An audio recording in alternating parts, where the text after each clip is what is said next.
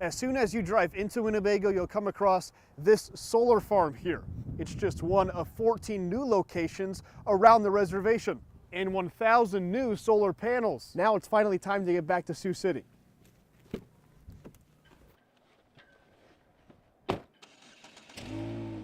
Along the way, I'll keep you updated on road conditions and how they've improved since the blizzard has passed. All right, let's do this. With some of the chilling temperatures we've had in Siouxland recently, people can't wait to get indoors. When you escape the cold and step back inside to the warmth of your own home, you may find that you could use a little more heat. The first thing Bob does when fixing up a boot is he tears down the old boot. Then he goes and applies the new sole and the new heel. Then he stitches up that sole. That's how you stitch on a sole. And he brings it over here to do some finishing work. And the final thing he does is do some polishing on the new boot. And he's been doing that for 50 years. When they return to school after winter break, the place that Bishop Heelan High School students have called home for 70 years will no longer be their home.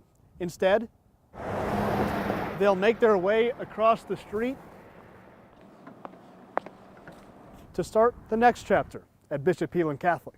The Osmond Fire Department called in reinforcements from Plainview, Wausau, and Randolph, but it was the Norfolk ladder fire truck that got here just in time as the flames burst through the roof of the 3-story building, or else it would have been reminiscent of a fire over 100 years ago that burned down the entire block here in downtown Osmond. Burt Ward is saving dogs' lives now, but back in the 1960s, he was saving everyone's lives as Robin in the original Batman television series. It was just a couple years ago that planes used to land on the tarmac here just south of Ottawa, but in soon enough time, you'll start to see cars like these racing down the runway.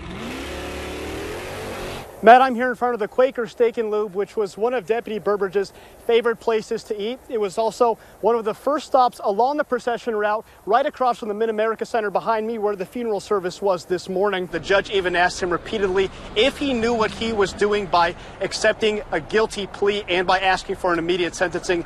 He acknowledged he knew what was going to happen. It just seemed like he wanted to get it over with as soon as he could and move on to his life behind bars. So one thing we do want to say, as we have been saying throughout this entire show, is if you don't have to travel, don't. Just don't do it. Trust me. Take me at my word. Don't go out there on the roads unless you have to. Those visibilities are extremely low at this point, and there are some slick spots on the road. So if you want to stay the most safe, stay inside. Greg obviously had a pretty busy day here at the Capitol as he accompanied the governor on press briefings from meeting to meeting and also helped her with her speech tomorrow. Now, Greg is just the acting lieutenant governor of the state, which means he has all the duties of the lieutenant governor, but he will not succeed Reynolds if she decides to leave office during her term. This all started back in 2012 when ABC News referred to BPI's lean, finely textured beef product as a two-word derogatory term that BPI then claimed ruined the reputation of not only the product, but their company as a whole. In addition to making sure you always have an eye on your children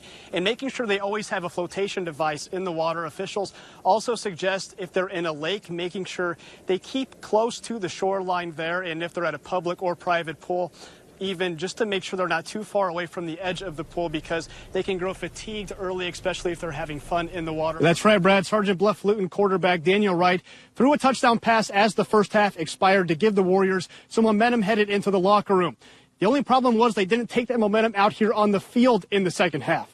As we saw, Cyclone running back Nick Foss gassed Bishop Heelan last week, and he did it again here tonight against SBL with over 200 yards on the ground. The last glimmer of hope just kind of went out. For 2 days, Carly Creebalm's friends and family thought she was missing after the mass shooting at the Route 91 Harvest Country Music Festival in Las Vegas. Tuesday night, Carly's sister-in-law confirmed relatives were informed she didn't survive the attack. You kind of hope that they're going to find her, and then when they didn't, it was tough. Flags raised at half-staff on this somber day in Carly's hometown of Sibley as the people she left a mark on honor her memory. Carly grew up in the classrooms of Sibley-Ocheyedan schools from a toddler to a teenager, graduating from the town's high school in 2002. Carly walked down these hallways, sat here in the band room where she practiced the trumpet. But this was Carly's home away from home, the throwing circle, where she launched shot put for the Sibley Cheatham Generals. She was a way better shot putter than I was. We were throwing buddies, like we'd do our workouts together and be at the track meets together. Carly slid across the softball diamond and marched up and down the football field in the school band, but track and field was her true passion. It was always fun when track started. I knew that I'd get to hang out with Carly more. But that's not how she left her lasting impression. No, Carly will always be remembered for her unforgiving friendliness. She was quiet, but she was always nice to people. I remember she was nice to people. I don't think I heard much of a bad word come out of her mouth about anybody. And her unforgettable smile. I'm going to remember her smile. I'm going to remember all the times that we had, the fun times. Yeah, just remember the memories. Mason Cabney is one of the strongest junior powerlifters in the world, but the muscles didn't always show. I think I went into high school. I probably weighed almost exactly 100 pounds in the dot. His 1 rep max on bench press and squat, 135 pounds. Pretty pathetic, I'd say. To be a star on the gridiron for the East High Black Raiders, Mason needed to hit the iron. In the gym became his second home. I got real good at it pretty quick, and I just wanted to continue that. Mason dropped the pigskin, stacked the weights, and got to work. I squat like 3 times a week. I bench like 4 times, and I deadlift 3 times a week. 60 pounds and even more sweat and steel later, Mason competed in his first powerlifting competition. I believe I was 16 years old, so I think 2014.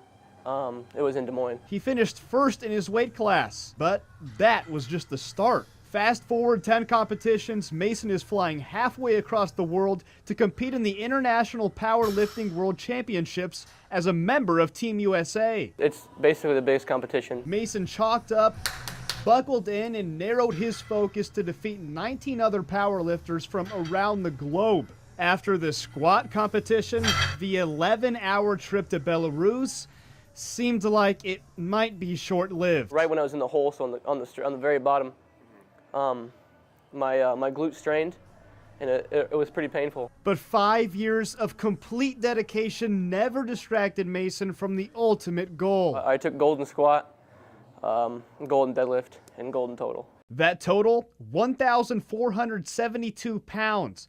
Good enough for first overall, with 30 pounds to spare. And a world record in the deadlift to boot. It all came together, and it was an awesome moment. Mason bench pressed 308 pounds, squatted 546 pounds, and deadlifted 618 pounds, which only goes to beg one question.